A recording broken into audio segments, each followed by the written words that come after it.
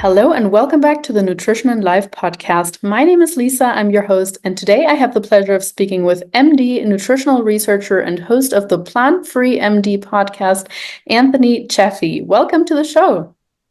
No, thank you very much for having me. It's a pleasure. I'm really excited to speak with you because, you have been all over the internet, or at least my internet, and kind of blowing up a little bit. And of course, the listeners are going to find out very soon what you are kind of trying to bring up amongst more people. But before we get into your philosophy and everything that you're teaching, I would just love to hear a little bit more about you, how you got to where you are today. Sure. Well, I'm a medical doctor. I'm originally from America, but I currently practice in Australia. I have a metabolic health practice here where I focus on health optimization, getting people healthy and well and off medications as opposed to on more and more medications. I've also worked as a neurosurgical registrar here in Perth, and that's been very fulfilling. And I've tried to apply some of these same principles in that as well. But a lot of times you're just dealing with sort of accidents, emergencies, and crises that sort of have to be addressed surgically, which is also very important. I started addressing medicine with nutritional interventions several years ago after quite a number of years of research into diet, nutrition, and how that affects health and chronic disease. I found that that nutritional interventions were actually a lot more potent and successful for many chronic diseases, and for what I think is because they're actually addressing a root cause of the illness as opposed to just papering over the symptoms. I was a rugby player since I was a kid. I was All-American in high school. I played in sort of all the top levels in the US and England, and at a professional level. And nutrition was always very important to me as an athlete. And I came into my nutritional philosophy early on just through my education at the University of Washington in Seattle and taking cancer biology and botany and all these other sort of classes that all sort of culminated into the way I eat. And I found that that gave me a massive advantage as an athlete.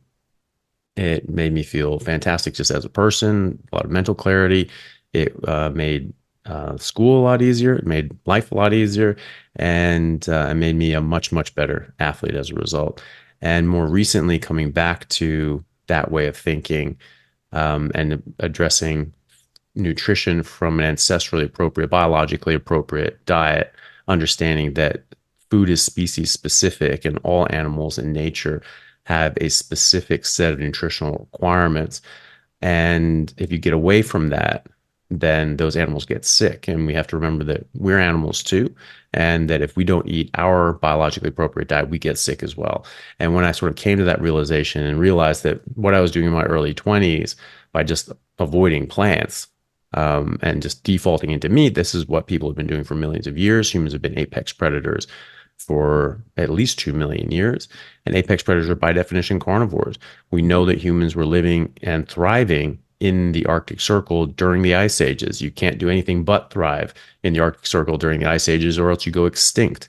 And so we not only thrived, but we became the most dominant species that has ever walked the earth during the ice ages in the Arctic Circle and those sorts of areas that were very, very harsh because we were such successful apex predators.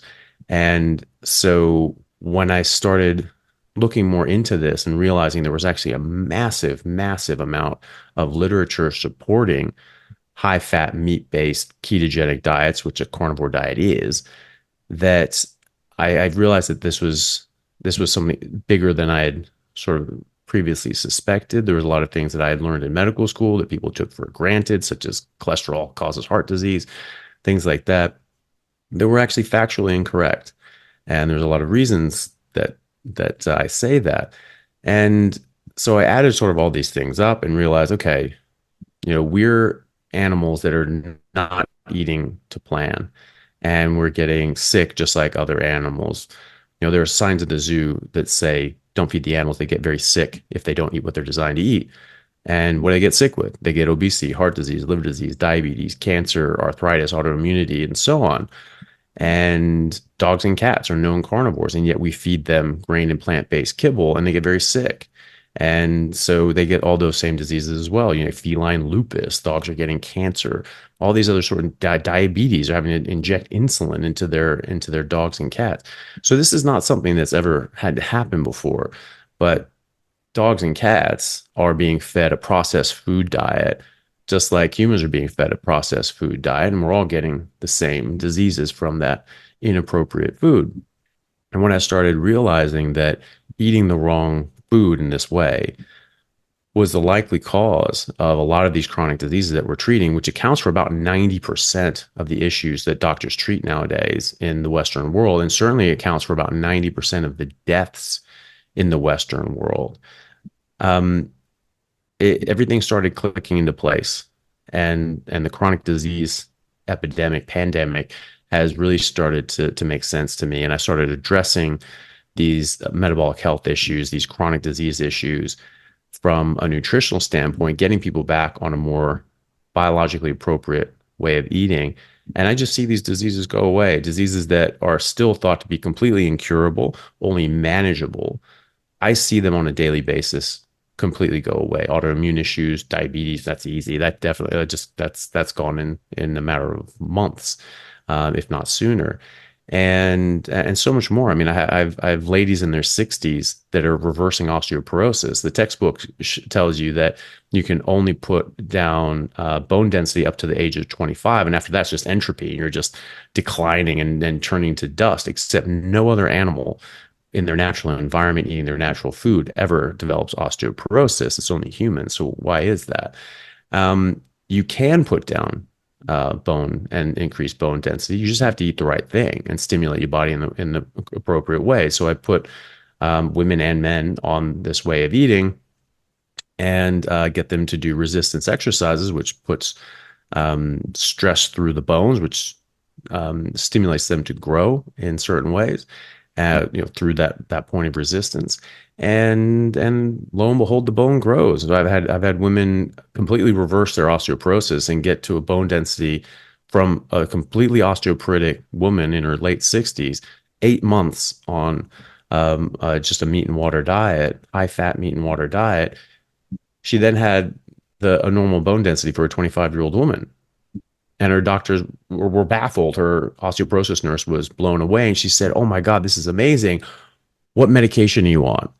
And she was like, I'm not on any medication. I'm not taking anything. So, well, what are you doing? She's like, well, I'm just eating a lot of meat, really. I'm really just only eating meat. And the nurse was like, I've never seen this happen. I didn't even know this was possible, but I see it all the time now. So that's what I've made the main focus of my practice, because it just works. I've never seen anything work like this. It is so simple. It is so straightforward. It's not always easy for people to radically change the way they eat and the way that they approach food, but it is simple. It is so straightforward that you just make these changes and these diseases just go away. And because I think it is absolutely addressing the root cause of these diseases. Thank you so much for providing such a wonderful background here, not just about your person, but also about your practice and your philosophy. And yeah, I want to dive into a few of the things that you mentioned. So first of all, the quote unquote myth about cholesterol and how that's kind of come into place of like, you need to eat foods low in cholesterol, and that's automatically correlated with healthy cholesterol levels in the human, and then also what that means for our actual health. So maybe you can dispel some of that myth. Yeah. Well, I mean, the first thing to understand is that dietary cholesterol really doesn't translate to serum cholesterol in any serious way. Your body makes cholesterol. It's vital. It's an essential. It is so essential that every single cell in your body can make cholesterol. Every single cell in your body is made out of cholesterol. The cell membrane is a lipid bilayer of cholesterol molecules. I learned that in the 8th grade, and I remember seeing that in the textbook and thinking to myself, I was like, how can cholesterol be bad for us? Like we're literally made out of cholesterol. And so I said, okay, well, look, I'm just a kid. I don't know everything yet. I'm sure, I'm sure I'll learn about it later. But I always sort of kept that in the back of my mind, and it never made sense, and it doesn't make sense, and because it's not true. Your body's made out of cholesterol. Your cells are made out of cholesterol. Your brain is largely made out of cholesterol. It requires cholesterol for proper form and function. There are countless papers in the peer-reviewed literature. Anyone can look this up. Go on PubMed, Google Scholar, whatever you want. Look up the normal, cholesterol metabolism, disrupting cholesterol metabolism. Just look for those sorts of keywords. There are no end of papers that detail how detrimental to neurological function and neurological development it is to disrupt the normal cholesterol metabolism of the brain. And yet we've been trying our hardest to do exactly that, to disrupt the normal cholesterol metabolism of both our body and our brain, because it affects our brain as it affects our body. We take medications such as statins, which cross the blood-brain barrier and prevent our brain from making cholesterol and making large, buoyant LDL cholesterol molecules, which are the ones that you want. They're actually healthy, and they help your brain develop and maintain their structure and capacity for learning, thought, and cognition. It's extremely important. All your hormones, your sex steroid hormones, testosterone, estrogen, progestogens, mineralocorticoids, glucocorticoids, cortisol, all these things made in your adrenals. They're all made out of cholesterol. Vitamin D is made out of cholesterol, which is a hormone. DHEA, pregnenolone, all these things, they're all cholesterol, right? So if you don't have cholesterol, your entire system shuts down. If you just took away cholesterol, you stop making cholesterol, you would die, right? You cannot live without cholesterol. So if you eat cholesterol, sometimes your body's not making enough. Yes, it will use that cholesterol, but typically what it does when you eat dietary cholesterol, it comes into your body and it actually signals your liver to say, hey, we don't need as much of this now because we have more coming in. Doctors have used this as a bit of a physiological back door to lower cholesterol by giving people plant fats. So these plant fats, these plant oils, nuts, and things like that, they have plant sterols, which are cholesterol's version or plant's version of cholesterol. And plant version of most things are not what we need. We need animal source nutrition. It's very important for us. And so they take the plant sterols are close enough to our cholesterol that it sends that same signal to the liver. It says, hey, we have enough. You don't need it. And it actually lowers the production of cholesterol, which is actually detrimental. And now your hormones are going to suffer. You're not going to be able to make as much vitamin D. You're not going to be able to make a much structurally sound cell membranes, etc. So but it does lower your cholesterol, total cholesterol, LDL cholesterol, etc. So it's the getting the cholesterol in your diet isn't what's going to change your cholesterol, and changing your cholesterol isn't necessarily what you want to do in the first place, right? Because I think that it's treating a problem that doesn't exist. We have accepted that cholesterol causes heart disease, but based on what? It's basically based on inertia. We've just had so many people for so long just pushing this. There's just people just end up learning. You have entire new generations of people. You and I both grew up in a time when we were being taught from birth that cholesterol causes heart disease, saturated fat causes heart disease. Oh my God, stay away, stay away, stay away. This is so horrible for you. I was taught in medical school, look at the Framingham study that 76,000 people followed for 25 years. And they found that higher levels of cholesterol was associated with higher rates of cardiovascular disease, mortality rates, right? Okay, oh my God, scary. But then I started thinking, well, hold on a second. Why is it that the main study that we were taught in medical school, it's not just me. I mean, you talk to anybody in the medical professions, that's typically the study that gets taught in medical school. But that's not a controlled trial. You can't make a cause and effect statement from epidemiology. Now, you can get a lot of good information, and if you do it correctly, and that's great, but it's really only hypothesis generating. You can't make a definitive cause and effect statement. And it's like, okay, well, why were we taught an epidemiological study, this prospective cohort study, as opposed to a randomized control trial? Well, that's because They don't exist. There are no randomized controlled trials or no controlled trials whatsoever showing a cause and effect relationship between any type of cholesterol or saturated fat and cardiovascular disease. But there are at least 5 large scale randomized controlled trials with thousands of human patients that have shown the opposite, that as you lower saturated fat and lower animal fat and replace it with plant oils and lower cholesterol and LDL cholesterol, that you either do provide no benefit whatsoever, or in the 2 larger, more well-designed, well-controlled studies, one with nearly 10,000 patients over a span of 5 years from 1968 to 1973, the Minnesota coronary experiment, it actually showed that as you replaced animal fat with plant oils and margarine and lowered LDL cholesterol, more people died of heart attacks and strokes. Okay, so that was done in 1973. It was finished in 1973. So why did we have the McGovern report in 1977 saying that we should avoid saturated fat and cholesterol? Why did we have the USDA declaring that we needed to stop eating fat and cholesterol because it causes heart disease? Well, it's because that and other studies, randomized controlled trials showing this, were buried.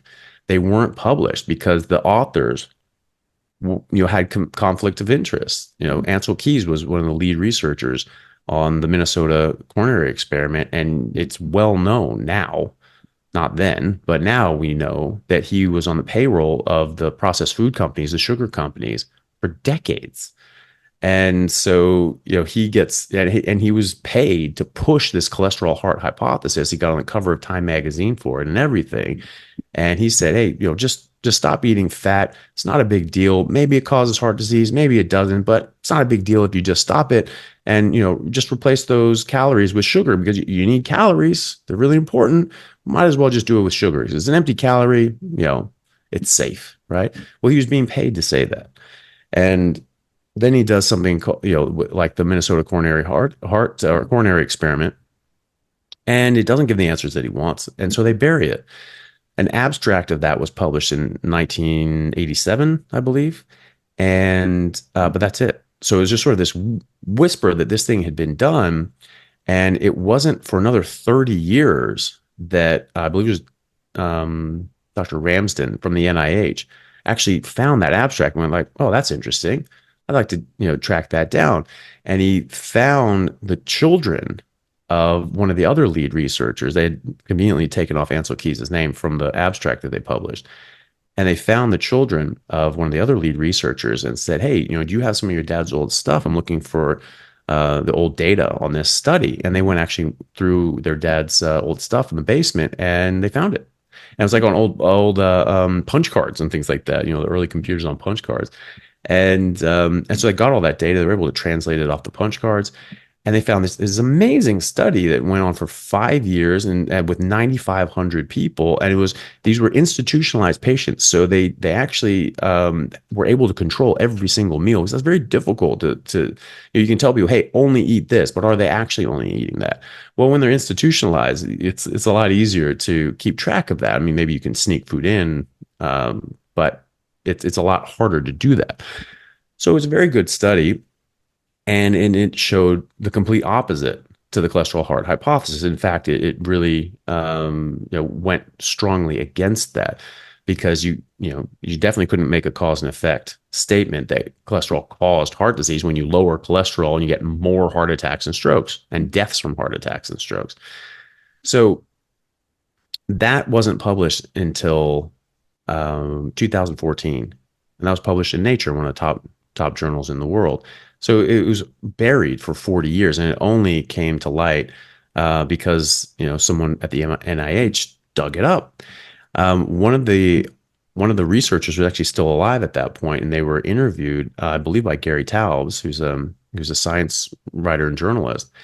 And he asked him, he said, okay, well, was there a problem with the study? Why didn't you guys publish it at the time? And the guy said, and he had just this moment of honesty, just older, probably just didn't care anymore. And he just said, well, no, there's nothing wrong with the study. It was a good study. It was really well done. There's no problem with that. It's like, okay, well, what happened then? It's like, well, we were just really disappointed with the results. We didn't publish them. Yeah. Yeah. So, there you go. So it's,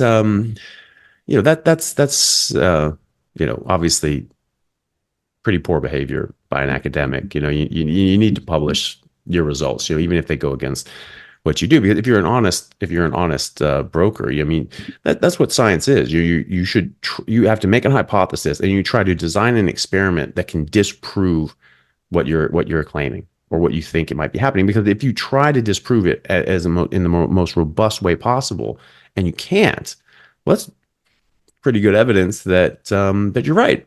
You know, and so that's how science should be done. And you shouldn't just push for an answer, and if you don't get it, you bury it so that no one knows about it. I mean, that's not the scientific endeavor. That we're trying to gain knowledge, not bury it and push an agenda. So it's important to remember that there is absolutely no high level studies showing a cause and effect relationship between cholesterol and cardiovascular disease, but there are studies of a cause and effect nature that show the opposite. Going back to the Framingham study, I was taught that this showed more cholesterol, more heart disease. Right? That's not what it actually showed. I believe it was Dr. Ravenscroft actually showed that and published this. I think it was in the BMJ um, in the 2010s. I can't remember exactly what year, but anyway, he actually showed that the original Framingham study actually showed that as you reduce cholesterol, heart attack and stroke death go up. Right. So it's exactly the opposite. And it was misreported by the American Heart Association. And we think, oh, but not them. They're just angels. Well, why would they be? This is a private organization. It's not like it's a government run organization, not like you can necessarily trust government organizations, but this is a completely private. It's not like they have anything but their own motives to attend to. And if you look through the history of the American Heart Association, you actually see that their origins were in fraud. They came to national prominence. It was just a group of doctors that decided to start this independently. And they came to national prominence because they got this massive infusion of cash in the realm of the equivalent of about $20 million in today's valuation by Procter and Gamble, who owned Crisco, which is hydrogenated vegetable oil. And they were paid equivalent of $20 million to say that Crisco was heart healthy and that butter and lard and animal fats were not, based on zero evidence. There was absolutely no evidence to say that. But they said it anyway because they were being paid a lot of money to do that. And that exploded them into national prominence. They had all this money. They had a lot of power and they had this name. And they look at us. We're the authorities. The American Heart Association is a private organization. They can say and do whatever the hell they want. All right, they're not beholden to anybody. There's no taxpayers that can call them up. There's no elected officials or anything like that. They're just people running an organization, saying what the hell they want, and selling their reputation to the highest bidder. But their reputation was trash from day one because they sold their reputation to Procter and Gamble on day one. Go on like this. I mean, the Journal of the American Medical Association, which is one of the top medical journals in the world, published in 2016 the actual internal memos from the sugar companies back in the 60s detailing how they paid off 3 Harvard professors to falsify data and publish fraudulent studies to make it appear as if cholesterol caused heart disease when it was much more likely to be sugar, because there were tons of studies coming out saying, hey, we think sugar is actually the causative factor here. And they're, oof, we need to cover that up. And so they paid all these people, just like the tobacco industry paid their scientists to do the same thing with smoking. And in this paper, they also exonerated sugar and said, no, totally safe. Everything's fine. And one of those professors was named head of the USDA. And conveniently, he was the one who authored and published the USDA declaration in the late 70s saying cholesterol causes heart disease. Saturated fat increases cholesterol. Stop eating both. So these are all predicated on lies. They're based on absolutely no evidence. There's more and more evidence coming out now that higher levels of total cholesterol and LDL cholesterol are actually associated with lower all-cause mortality and lower cardiovascular disease mortality rate, lower rates of Alzheimer's, lower rates of Parkinson's, lower rates of autism. If pregnant women have more saturated fat and higher LDL cholesterol levels, they have lower rates of kids with autism. So this is something that's been perpetuated on humanity. It's obviously wrong.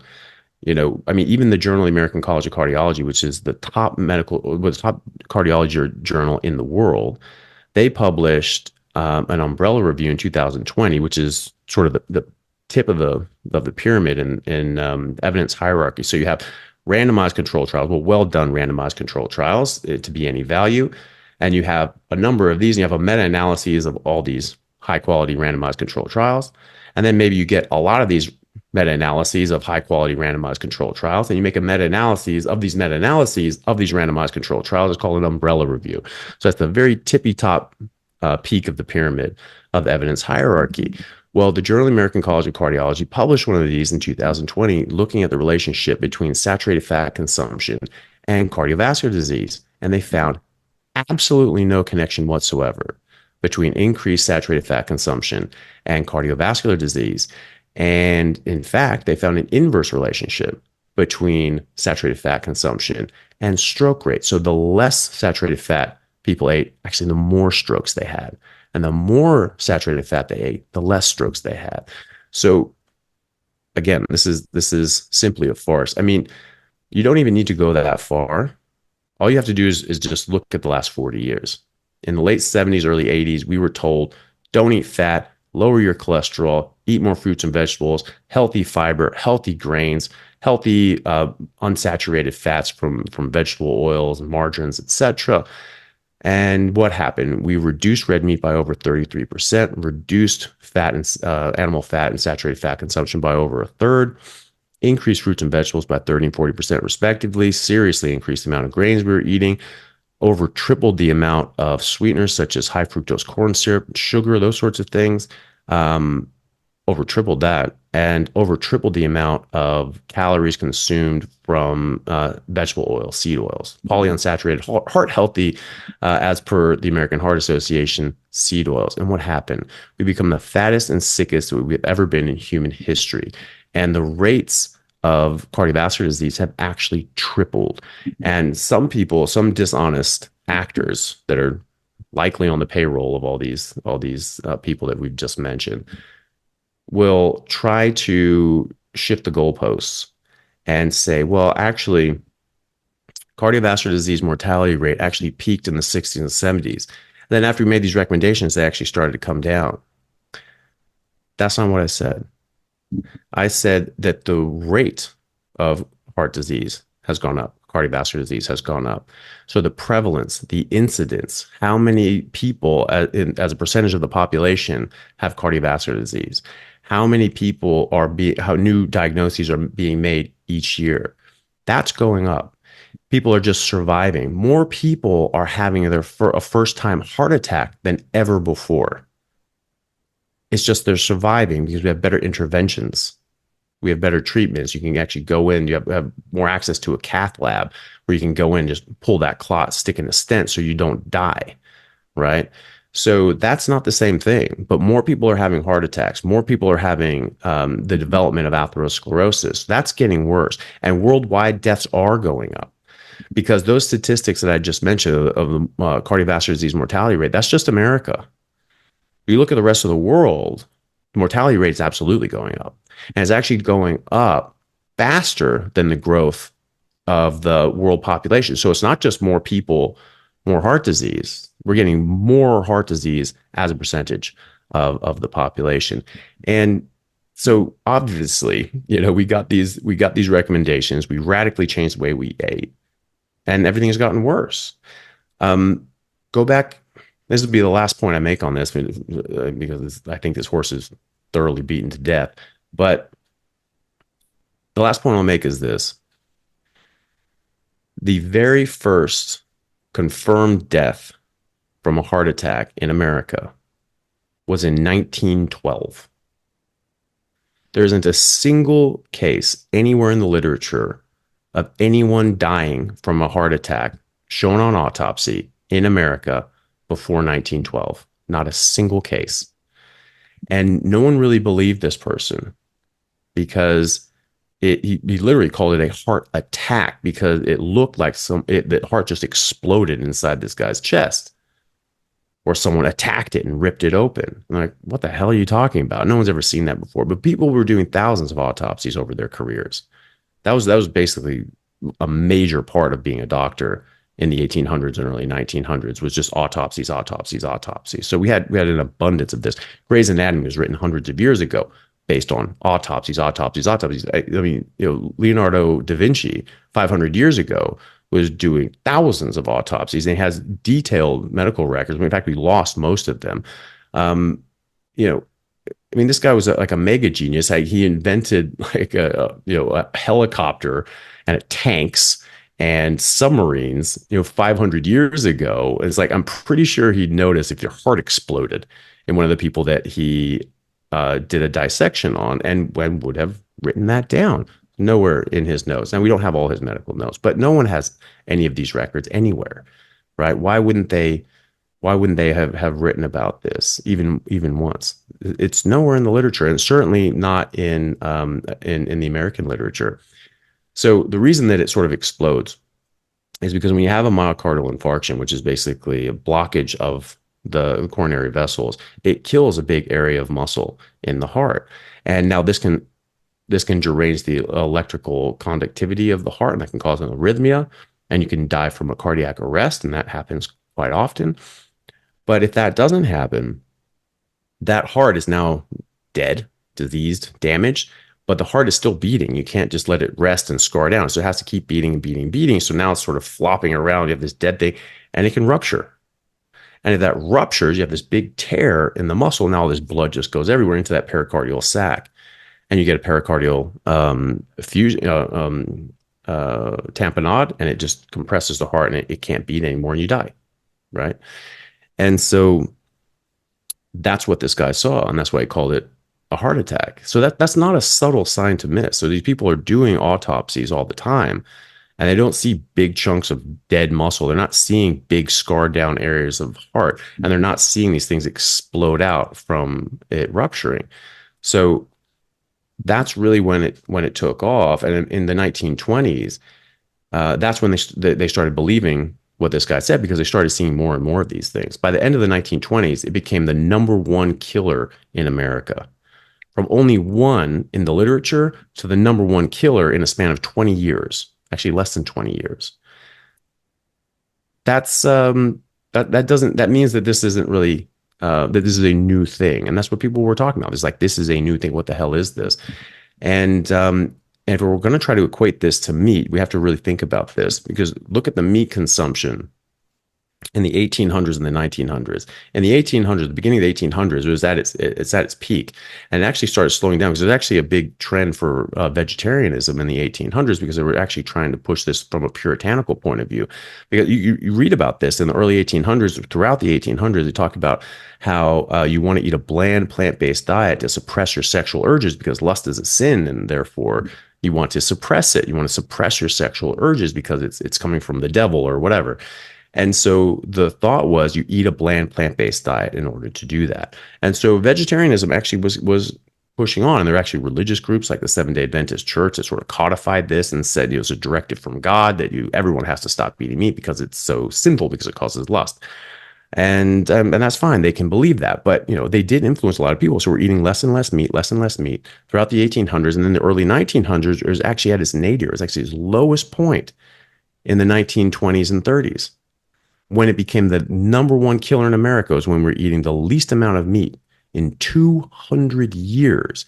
And then we started eating a bit more meat after that. So it's sort of a U-shaped curve. At the very bottom of that U is when this took off and went crazy. So if we were eating a lot of meat, a lot more meat in the 1800s, and a lot more animal fat, and we didn't have any of the so-called heart-healthy plant oils because they didn't exist, because they were an industrial product and used as an industrial lubricant when they were invented in the 1800s, late 1800s, and then only started being served up to people as food in the early 1900s by any reasonable measure, and refined sugar and processed foods of other descriptions. Why is it that we didn't have any cases of heart attacks and deaths from heart attacks? The argument would be, well, people just only lived until their 30s. Well, there's 17-year-olds that are having heart attack, 17-year-old vegetarians having heart attacks in India right now.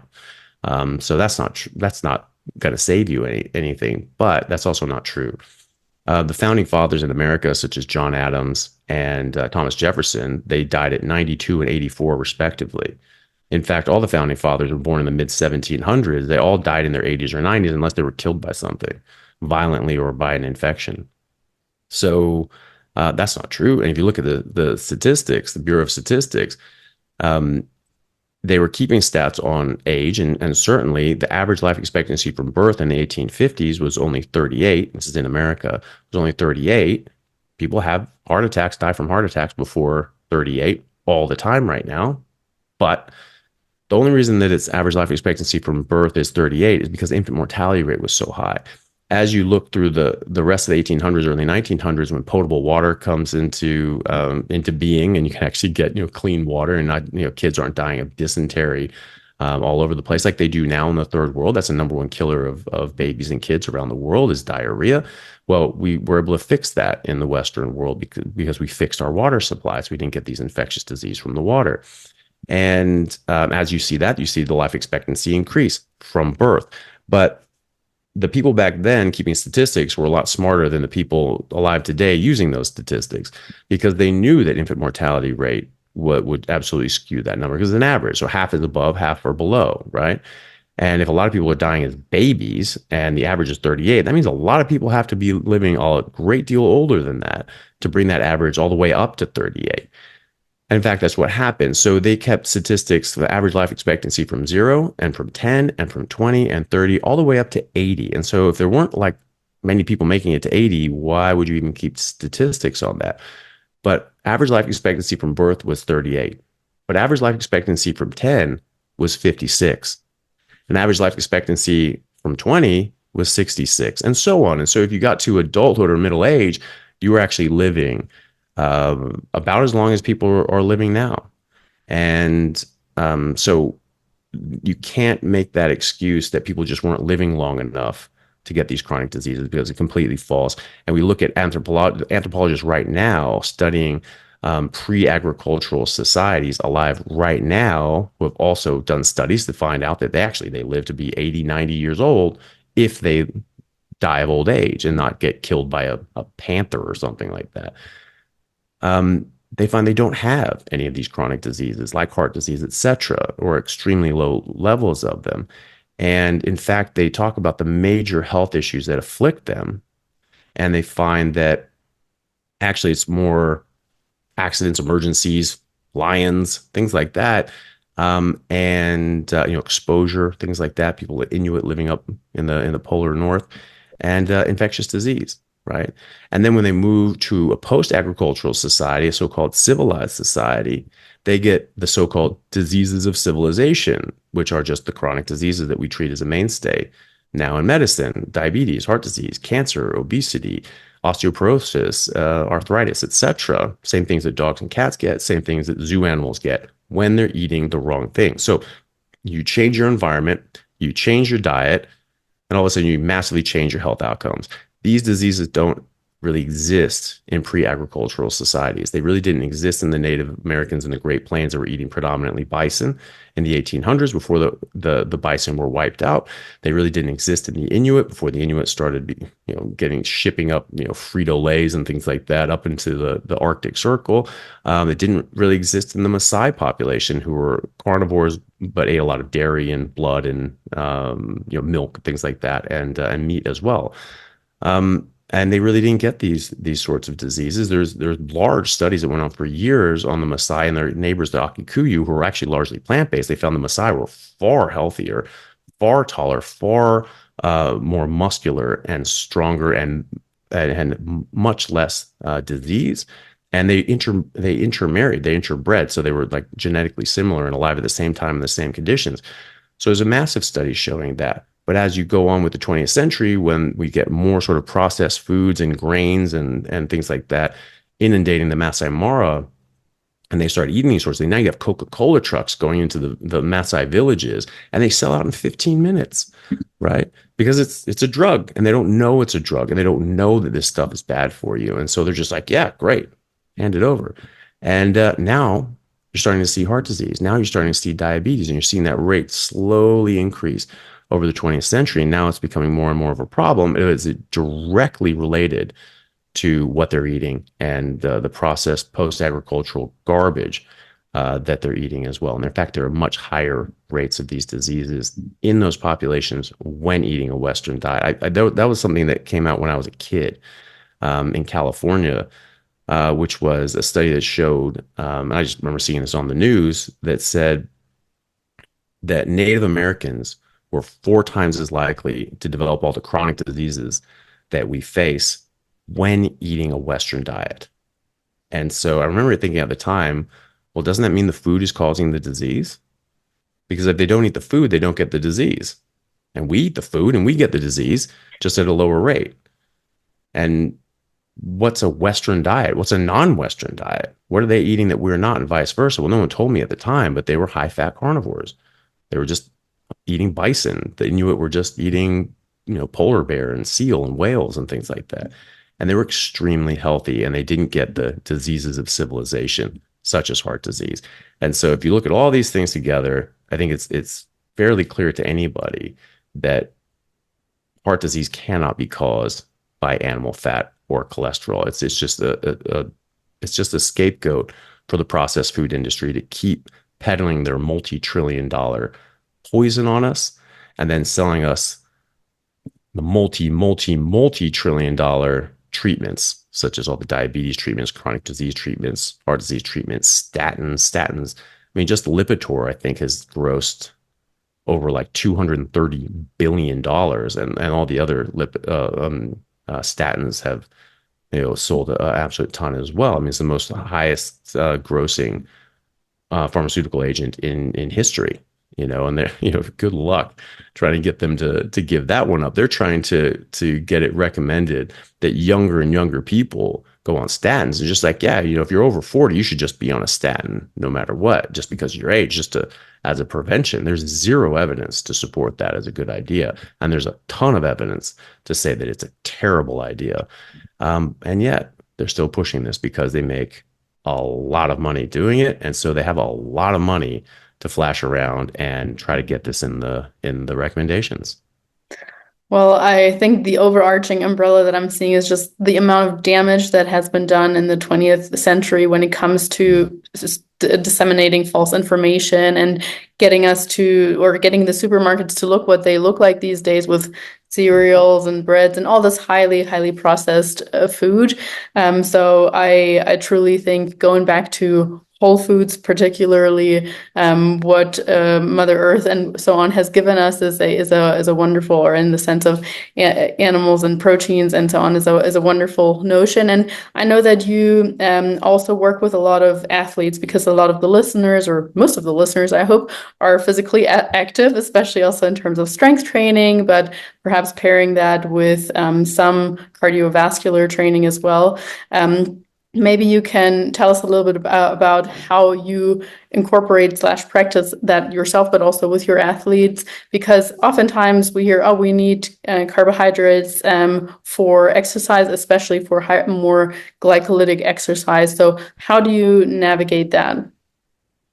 Yeah, well, it's an important one. The main reason they say that is that, well, you have to have carbohydrates if you're a high performance athlete, is because, normally when you're looking at, VO2 max, and you're looking at how hard you're pushing yourself, and you go above 60% VO2 max, that typically people will switch from fat oxidation to carbohydrate burning. So, when people say, oh, you want to be in this fat burning zone, you want to be in this below the 6% VO2 max where you're burning fat, and you go above that, oh no, don't go too hard, because then you'll stop burning fat, you'll start burning carbs.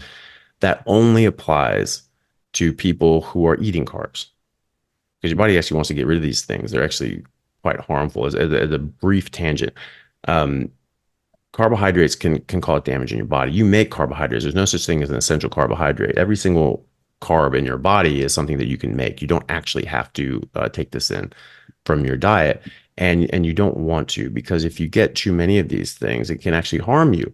In your circulatory system at any given time, you only have 4 grams of glucose circulating, and that's enough glucose to power every single physiological process of your body and your brain. And if you just get 1 extra gram of glucose in your bloodstream, that is a toxic dose, and your body responds to it as a toxin by trying to detoxify it by raising your insulin up. And eventually, because you need to keep this under 4 grams a day, but people are eating in 300-400 grams a day, sometimes more, especially if they're like a high performance athlete. They think, oh, we just have to suck down these things. And your body is desperately trying to keep this below 4 grams. And so it's working overtime. And you keep doing this over years, you can actually get metabolically sick. There's a lot of actually high performance athletes, very fit people doing marathons, Ironman, all these sorts of things. They're actually giving themselves diabetes because of the amount of carbohydrates that they're using to fuel their runs. And that's not good by any metric, right? Cause a lot of breakdown in your body to begin with. And the breakdown largely comes from that glucose. Glucose and all carbohydrates will physically fuse to other molecules called glycation. It's a non-enzymatic fusion of two molecules. And so carbohydrates glycate other molecules and damage them, permanently damage them. And so this is doing this all over your body. And now it's below 4 grams, your body can handle that. And it can offset the amount of damage that's happening. If it goes just 1 gram up, this is actually what starts killing you. This is what kills diabetics. So 1 gram up, all of a sudden you have your blood sugar at 140, 160, 180, and it's sort of staying up there. That causes very serious harm over time. That's what makes diabetics' toes rot off. Then they need a foot amputation, then a leg amputation, then their kidneys fail. The number one cause of kidney failure is diabetes. They need to go on dialysis. They need to get a renal transplant. They could develop cardiovascular disease. They develop Alzheimer's, which is being called type 3 diabetes.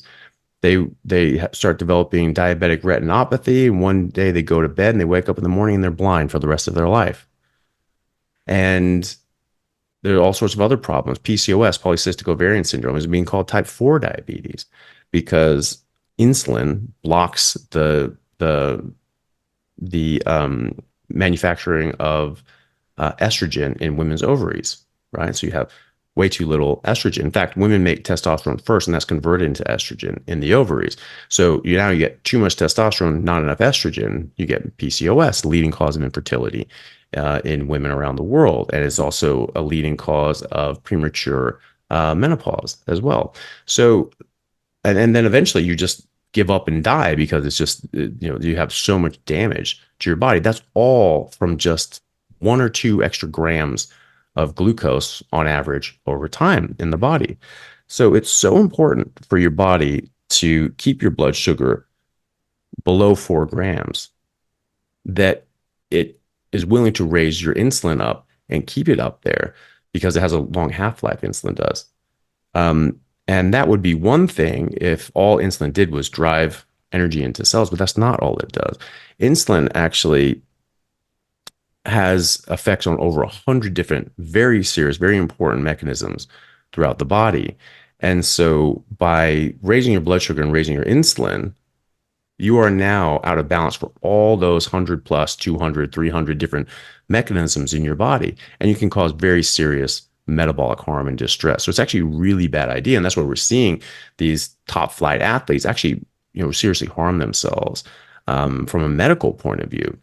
But just from a performance point of view, right? Because there's professional athletes that do steroids and they're happy to deal with the the consequences of those health effects, which can be quite serious. People do die from this or have serious lifelong issues from that, being very super physiological levels of these hormones like testosterone.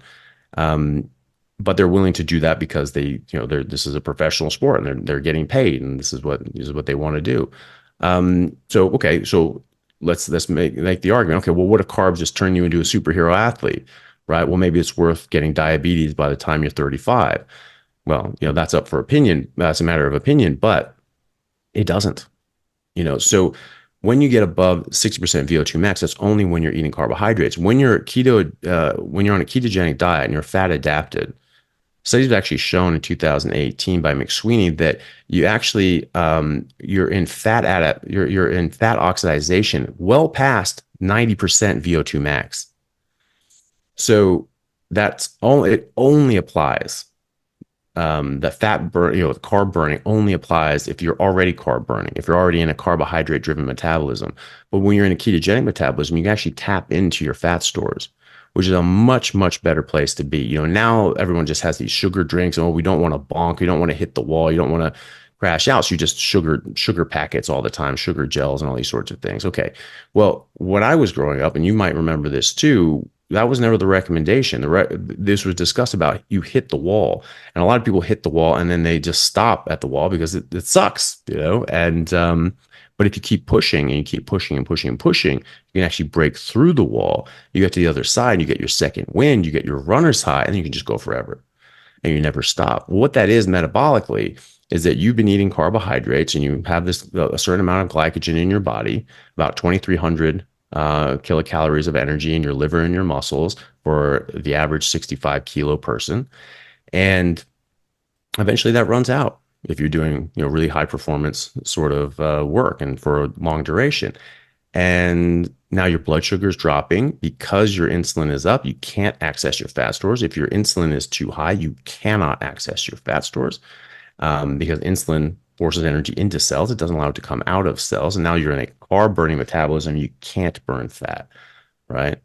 And that's why over 60% VO2 max, you're burning carbs because you're not able to burn fat, right?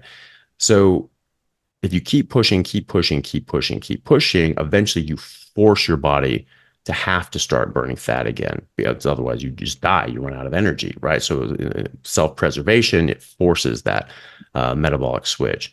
And then you just feel amazing. And now you're just running on your fat and you have all this access and you just go, go, go, go, go. But when you're in a ketogenic state, you always are in your second wind. You always have your runner's high. So you can always just go like crazy. And the access to energy is so much more profound because in that same 65 kilo person, that's a top flight athlete at only 6% body fat, 6% body fat at 65 kgs. That's the equivalent of over 35,000 kilocalories of energy in that 6% body fat. Is way out. It's 15 times the amount of energy available in your fat tissue as in your glycogen. And so, well, but you're not going to replenish your glycogen. You're going to run out of glycogen. No, you're only going to run out of glycogen if you're only running on glycogen. But when you're running on fat, then you replenish your glycogen. You're running on blood sugar, ketones, and glycogen. And in fact, studies have been shown by, was it Volek? I'm pretty sure it was Volek in this FASTER trial where they took top flight, world-class ultramarathon runners and Ironman competitors, and they were keto adapted for an average of 20 months. Minimum 9 months. Top was, I think, 36 months, and they actually competed against other top flight carb fueled ultramarathoners and Ironman runners and things like that. And they actually bounced them out and saw they did like this big, massive, like 100-mile run, and then they did like hard 6-second sprint, hard as they could go, and then another like high performance sort of test. And the carb athletes, actually the zero carb athletes, the ketogenic athletes, actually outperformed the carb athletes in all three. The 100-mile, it didn't come to statistical significance, but the other two did. But they beat them on everything, right? And even better, they did muscle biopsies on everybody before, after, and then 3 hours after these big workouts, right? Which is actually pretty wild. They basically said they were like trying to run 100 miles. They felt like just someone was like stabbing them in the leg with a pen every single step that they did for 100 miles. So good on them for for sticking with that. But they found that the ketogenic athletes had the exact same level of glycogen, muscle glycogen, as the carb athletes, the carb fueled athletes before, after, and then was it 3 hours after competition. And the carb athletes were sucking down gels. The keto athletes were not. And so you're actually getting better performance in these top level athletes as long as they're properly keto adapted. I mean, that's the thing too. There are studies that say like, oh, look at this. Yes, they're oxidizing fat at higher VO2 maxes, but their performance is actually suffering. Those studies were done after only like a few weeks. They're only like a couple of weeks, and they're like, oh yeah, no, this doesn't work. There is this thing called fat adaptation, where yes, you're running on ketones, you're able to oxidize fat, but the thing is that since your body hasn't been running on that in that metabolic state for your whole life, probably since you were an infant, because infants actually are in ketosis. Even when breastfeeding, fetuses in the womb are in ketosis. Lions are in ketosis. Wolves are in ketosis. Pretty much every animal is in ketosis. And because you're not used to being in that state, because most people are just eating carbs, you don't have the machinery to actually utilize those ketones properly. So even though you're making them, this is why people, when they first start a ketogenic diet, their ketones are sky high. They can measure their ketones in their urine, but then eventually it goes down and down and down. Like I haven't eaten carbs in 7 years. I checked my ketones. I generally don't check my ketones, but what I did once, they were zero point 0.4. Some people say, "Oh, that's not even in ketosis." Well, of course it is. I mean, we're focusing on the ketones, but the point is, you're in a metabolic state where you can run on your fat, and you can make blood sugar, glycogen, and ketones, and that's the state that I'm in. But we just get focused on the ketones, which you don't need to do. But because I'm so thoroughly fat adapted and keto adapted, my body's utilizing those ketones very effectively. So it does take time. Um, Professor Noakes from South Africa, he's one of the premier sports scientists and sports physiologists and sports medicine physicians in the world. He was a big proponent of the carb because that's just what he was taught, and so that was the dogma that he regurgitated. And then he, as a top marathon runner and doctor and all these sort of things, all of a sudden he realized that he was diabetic. And he was like, wait, well, hold on a second. How the hell can I be diabetic? I'm eating exactly where, everyone's supposed to. I'm not really eating fat and all this sort of stuff. And I run marathons. I'm super fit. I've written books on this stuff called The Lore of Running. It's a really popular book. And, yet he was sick. And so he reevaluated all this stuff, and he sort of realized, like, oh my God, I've been lying to people for 30 years. Okay, I need to change this. And so now he's been actually basically could have just retired on the top, but he's actually spent his retirement trying to undo his own legacy and show that it's actually ketogenic approach is much better for athletes. And he's done crossover trials with athletes. Now, these are sort of like weekend warrior, sort of recreational athletes, but they did crossover trials, 6-week crossover trials. So it was 42 days. And they put one group on just, eating carbs and everything like that, and one group ketogenic. And so they gave it 42 days to get keto adapted. And they put them on very rigorous testing. And they said, well, it's just the leftover glycogen that's in their body. Like, okay, well, let's do this. Let's do a series of 800-meter sprints. Like you're not going to have glycogen after this. Like you're going to run out of glycogen. Okay, so they tried to wear it out, but the keto group, it was still performing right there with the carb group, right? And then they switched. They had a 2-week washout period, and then the carb group became the keto group and vice versa. And they gave them another 42 days. And then they had them perform again. And again, exactly the same performance. So the keto group certainly did not underperform. And you didn't, like these other trials that only give them a couple weeks, probably didn't hydrate them properly, even talked about how they probably had a lack of electrolytes. And that's just something too, when your insulin level is dropping, you can actually lose too many electrolytes. You can actually spill more sodium. You can lose water with that. You can get hypovolemic. And so that obviously is going to affect physical performance. And so obviously they didn't do that in this one, and they had no drop in their performance. And then in the McSweeney trial in 2018, they found that in the Volek trial in 2016, they found that no, actually, if you keto adapt these people for a good amount of time, 9 months to 36 months, actually they outperform the carbohydrate group. So so just performance, you're already going to be better. For longevity, I mean, it's a no-brainer. Although carb groups in those studies actually showed that they had metabolic distress, pre-diabetes, diabetes, things like that. So they were already, and these are top athletes, some of these guys. And so, that's a big deal to be metabolically sick like that. As far as longevity as an athlete, you have to take this into serious consideration. I mean, arthritis is a major problem, joint damage, cartilaginous damage, all these sorts of things. We now know from when people are getting their knees scraped and all these sorts of things because they have all this arthritis and damaged cartilage, when you scrape out that old damaged, nasty floating cartilage, they go and test that, and they found that they're actually full of these glycation products, these advanced glycation products, the AGEs that I talked about before from glycation. So having all this carbs in your body is damaging your cartilage and breaking it down and causing arthritis. It actually causes disc degeneration in the back as well. I found studies that showed that as well. They found these advanced glycation end products and damaged disease degenerative discs. Um, Even just the simple metabolic process of making ATP with glucose instead of ketones actually takes more NAD plus, takes four times it takes four molecules of NAD plus to convert one glucose molecule into ATP. It takes so just one NAD plus to convert ketones into the same amount of ATP. Right. So you only use 25% of your NAD plus. And this is something that some people understand, that sort of biohacking community. There's a guy, Brian Johnson, who's like this guy spending $3 million a year trying to stay alive longer. He talks about, oh, NAD plus as you age, these get lower and lower and lower. So you need to supplement, do all these sorts of things. Or you just go ketogenic and you actually won't have a problem with your NAD supply whatsoever. Now, Brian Johnson follows a vegetarian diet. But he said specifically, it's not because that's the best diet. He just said, that's my preference. And so I told my doctors, figure it out. And that's also why he takes over 160 supplements a day, where he could just eat a damn steak and he wouldn't have any problems.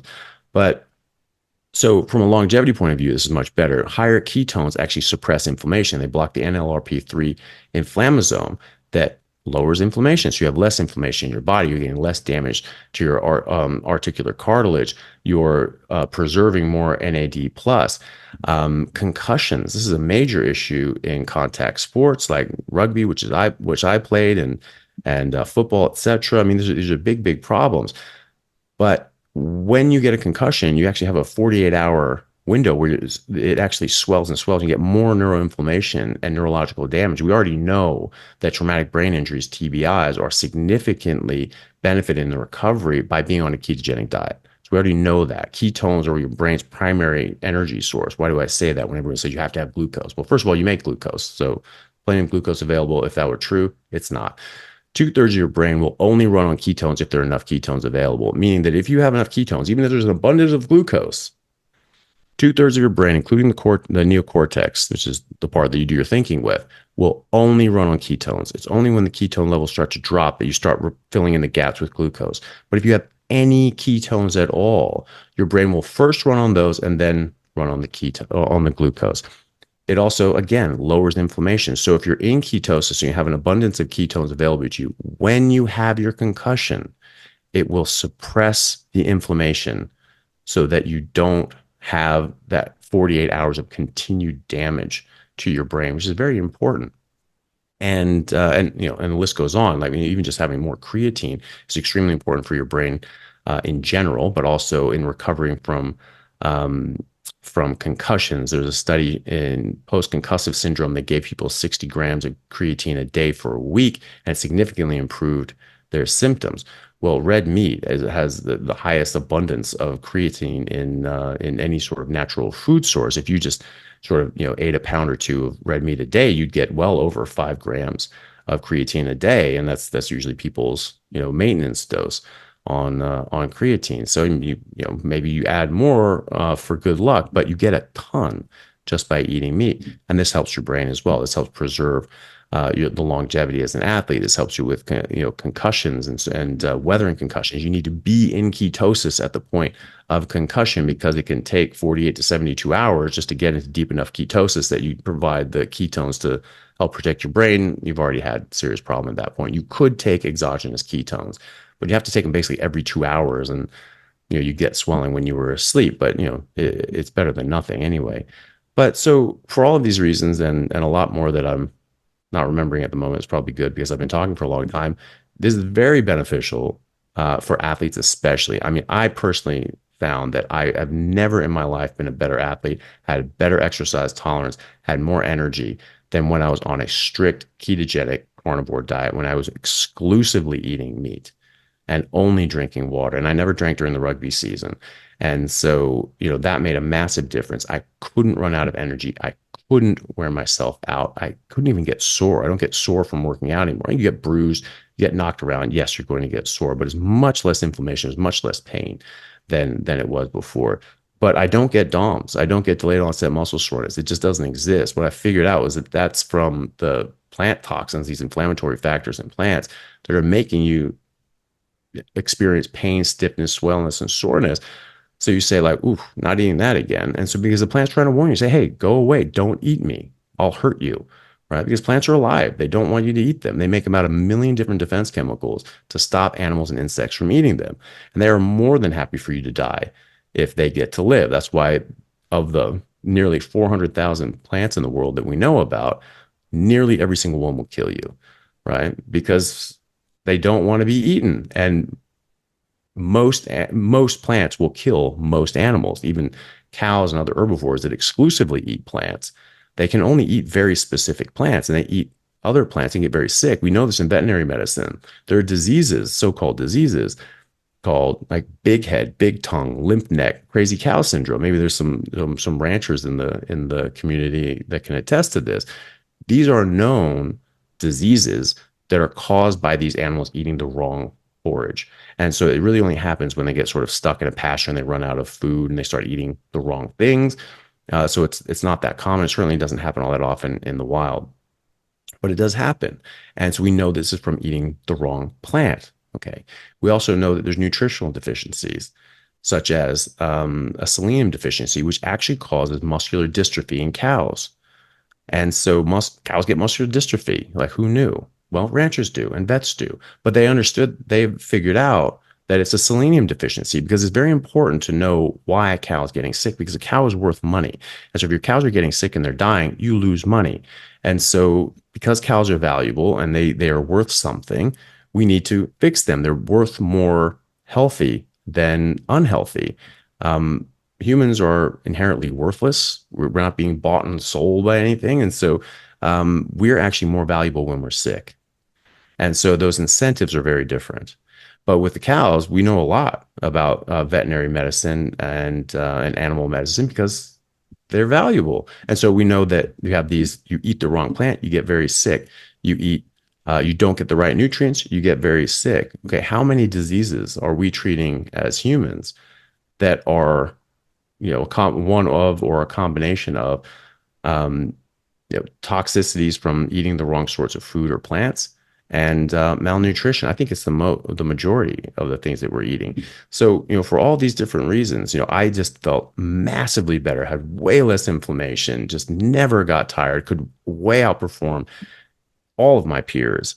And that wasn't just because I was in my early 20s, because I slipped off of this when I was about 25. When I was 25, I felt like a superhero. When I was 25 and a half, I didn't. And I couldn't figure out why. I figured it was just sort of crested, the 25. I guess I'm old now. I guess I'm dying. It's just all downhill from here. And it sucked. And I was always trying to get back to how I felt in my early 20s, from 20 to 25. And I really couldn't. But I continued playing high level rugby for another 5 years before medical school. And then I kept playing in medical school. And after medical school, I played in some of the top leagues in Ireland just before the Premiership, just before like the fully professional international sides. And that was during medical school and as an intern and as a doctor, and but not doing carnivore. And so I was still able to perform. I still was good, but I never felt like I did when I was in my early 20s. Okay, well, I wasn't in my early 20s anymore. Shocker. But then when I was 38, and I rediscovered this, and I realized, wait, hold on a second. Humans just are carnivores as a species. That's just the kind of animal that we are. And that's what I was doing for 5 years. And I remember thinking to myself when I was doing it, I was like, do I need a banana or something like that, or take a multivitamin? I'm like, am I missing something here by just eating meat and eggs? I'm like, well, I feel good. My gums aren't bleeding. So, I'll just ride this out and see what happens. And I, never had a problem, just felt amazing. And it clicked to me then at 38, like, hold on, that's what I was doing. And that's why I've never felt better my entire life. And I've always been trying to figure out how to get back there. That was it. Get rid of these stupid plants that we're not designed to eat, that all have toxins, and just get back to eating the fatty meat that we're designed for. Within 2 weeks, I had lost 23 pounds. A lot of that's going to be water weight. Some of it was fat, and just felt amazing. All the inflammation was out of my body. My back didn't hurt. My knees weren't bothering me. I had no brain fog anymore. Didn't have puffy bags under my eyes, things like that. It's nearly midnight here. I'm talking like I'm on crack, so, I haven't eaten today. Right. Because this is just the natural abundance of energy that you have when you eat this way. And so when I was 38, I felt so great. 2 weeks after that, I was like, right, I'm going to play some rugby again. And I went back out with my team in Seattle, which was now fully professional. It was the Seattle Seawolves. And it was the first year of the MLR. And I was back there playing. It was mid-season. I just got back from doing humanitarian work in Bangladesh, and I was not in shape. I was very out of shape. Hadn't played a full season in 3 years. And I was at a dead sprint from the get-go and felt amazing. And it kept up, step for step with all the professional players that had come from all over the world to, get in at the beginning of the MLR. And, I was right in there with them. 2 weeks later, only 4 training sessions under my belt, we did, and this is halfway through the season. So all these guys have a number of games under their belt, so they're feeling great. And well, for the premiership side, the MLR was just getting going. But we have sort of a couple of leagues that you play for like almost 9 months, and so they were halfway through that. And so these people were in great shape, feeling great. And, I was not in shape, but at 2 weeks of training, but a month on carnivore. And we did a fitness test, called the modified bleep test, which is kind of a bastard. You just sort of, you go this shuttle run back and forth, and it gets faster and faster and faster and faster. And if you can't keep up with the pace, you drop out. So you see how far you can go before you drop out. I got top 5 out of 92 players, and I'm fat and out of shape and 38. Right. So just by eating this way, okay, well, maybe I was just 22 and I just was invincible because I was 22, but now I'm 38 and I feel as good as I did when I was 32. And I felt better at 38 than I did at 28, playing rugby in the Super League and competing for a spot on the World Cup team. Right. So no. And so since then, I really started digging into the research and the literature and trying to find, okay, what do we know? What can we prove? And trying to share this with people, because it's made a massive difference in my life. It's made a massive difference in my parents' life. And my family's life. It's made a massive difference in my patient's life. And so I think this is our birthright as humans and humanity. The natural state of humanity, of all life on Earth, is that of health.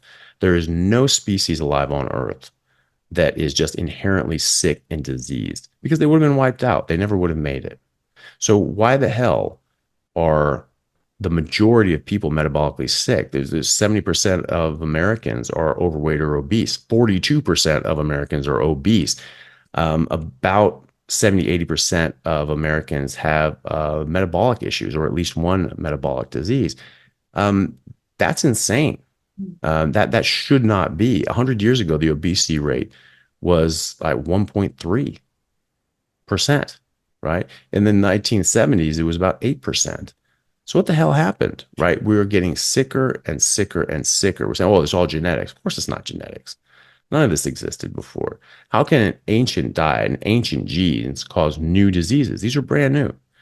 And again, they're the diseases of civilization. Okay, why don't they exist outside of civilization? Why is it that those people living in a pre-agricultural society, when they move to cities, they have a higher rate of these chronic diseases as well? Obviously, it's environmental. I argue that it's majority our food, but it is something environmental. It is something, and we need to figure that out. And because it is so important, and because I think just everybody deserves to know about this, I've been just trying to bang this drum as much as possible, and then just let as many people know about it as I can. Because again, it may not be easy for people to change the way they eat and they live, but it is extremely simple and straightforward, and it can absolutely change your life. Well, thank you so much for sharing your message with us on here. And of course, I'm going to put all your handles into the show notes, your Instagram, your YouTube as well, very informative. And you have a free 30-day challenge as well, which of course people can check out, I believe. So yeah, I would just want to thank you for your time. It's been a true pleasure speaking with you. Yeah, well, thank you very much for having me. It's an honor to be here.